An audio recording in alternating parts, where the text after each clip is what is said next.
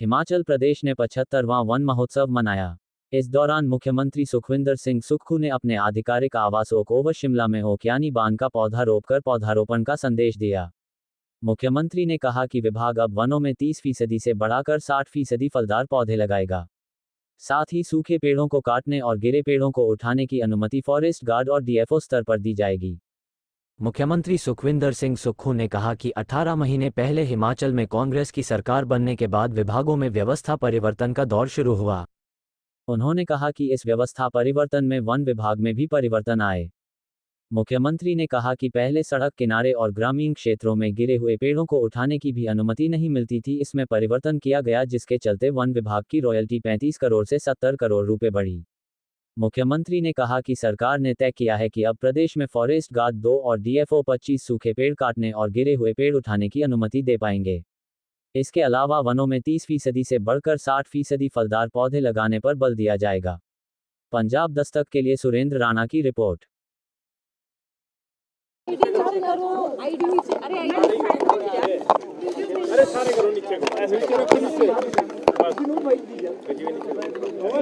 Sir, one महोत्सव है, क्या कहेंगे? और आपने कहा है कि एक रस्म अदायगी नहीं होनी चाहिए और नई घोषणा भी आपने की है। 18 महीने पहले जब हमारी सरकार बनी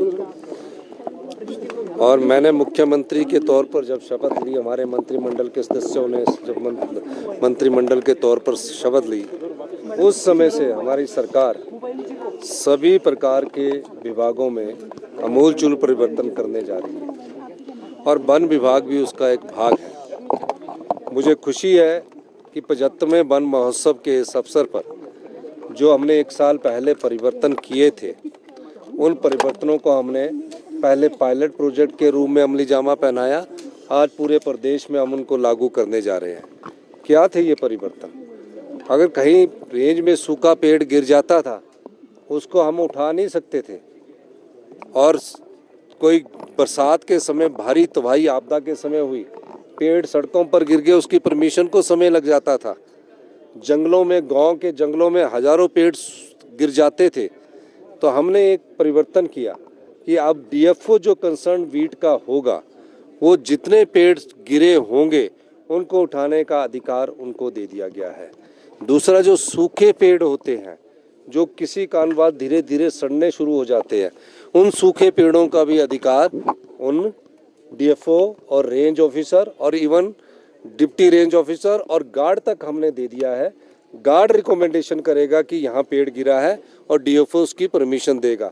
डिप्टी रेंजर को भी एक लिमिट है कि इतने पेड़ गिरे हैं, उसकी परमिशन भी डिप्टी रेंजर तक देगा। ये पहली बार 40 साल में हम इस व्यवस्था परिवर्तन हमने ये किया है। दूसरा कि जो हमारे प्रोजेक्ट हो जाते थे एफसीए केसेस के बाद स्टेज 1 होती है और स्टेज 2 होती है। हमने कहा जो भी लीनियर प्रोजेक्ट होंगे, जैसे एनएचआई की 4 लेन बननी है तो स्टेज 2 आने में 6 महीने लग जाते हैं, रोड खड़ा हो जाता है। तो जो भी रोड अपन हमारे बनेंगे उसमें भी डीएफओ को ये पावर दे दी गई है कि वो स्टेज 1 के बाद उन पेड़ों को कटवाने की अनुमति दे सकता है। तीसरा, जो महिला मंडल है, अगली बार उनको हम उनकी जो फॉरेस्ट बीट होगी उसका कोई एक भाग उन महिला मंडल को फलदार पौधे उगाने के लिए हम देना चाहते हैं, और फलदार पौधे उगाने के बदले उन्हें पैसे मिलेंगे और उनकी सुरक्षा करने के लिए भी उन्हें पैसे मिलेंगे। इस प्रकार की नीति बनाने की हम अगले साल से सोच रहे हैं। चौथा, हम आज ही फैसला कर लेंगे जनवरी महीने तक कि किन किन वीटों में हमने कौन कौन से पेड़ लगाने हैं। पांचवा, अभी तक फलदार पौधे 30% ही लगाए जाते थे। हमने फैसला किया है कि अगले 1 और 2 साल में 60% फलदार पौधे उस जिला की ज्योग्राफिकली के हिसाब से जंगलों में लगा दिए जाएंगे, ताकि जैसे कि शिमला जिला में कौन से फलदार पौधे होते हैं, कांगड़ा जिला में कौन से फलदार पौधे होते हैं, सोलन जिला में कौन से फलदार पौधे होते हैं, सिरमौर जिला में कौन से फलदार पौधे होते हैं, और जंगलों में जो हमारे पुराने जंगली जो फलदार पौधे होते थे उन सबको लगाने की हमने नीति का अनुमोदन आज किया।